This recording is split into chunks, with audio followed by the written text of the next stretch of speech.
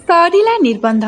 ଖୁବ୍ ଶୀଘ୍ର ବିବାହ ବନ୍ଧନରେ ଆବଦ୍ଧ ହେବାକୁ ଯାଉଛନ୍ତି ଆପଣମାନଙ୍କର ଅତି ପ୍ରିୟ ଆକ୍ଟର ଦେବ ଓରଫ ତରୁଣ। ହଁ ବନ୍ଧୁଗଣ, ତେବେ ଗତକାଲି ସରିଯାଇଛି ଦେବଙ୍କର ନିର୍ବନ୍ଧ।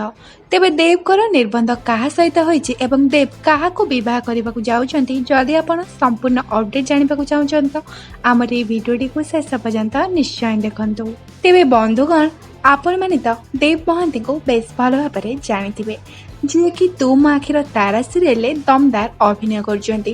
ତେବେ ଗତକାଲି ତରୁଣ ବା ଦେବ ମହାନ୍ତିଙ୍କର ନିର୍ବନ୍ଧ ଖୁବ୍ ଧୁମଧାମରେ ଶେଷ ହୋଇଛି। ତରୁଣ ତାଙ୍କର ପିଲାଦିନର ବାନ୍ଧବୀ ନନ୍ଦିତା ମଲ୍ଲିକଙ୍କୁ ବିବାହ କରିବାକୁ ଯାଉଛନ୍ତି।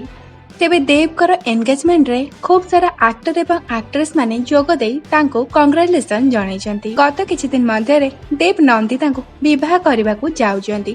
ତେବେ ଆପଣମାନଙ୍କୁ ଦେବ ଏବଂ ନନ୍ଦିତାଙ୍କ ଯୋଡ଼ି କିପରି ଲାଗେ ଆମକୁ କମେଣ୍ଟ ମାଧ୍ୟମରେ ନିଶ୍ଚୟ ଜଣାନ୍ତୁ।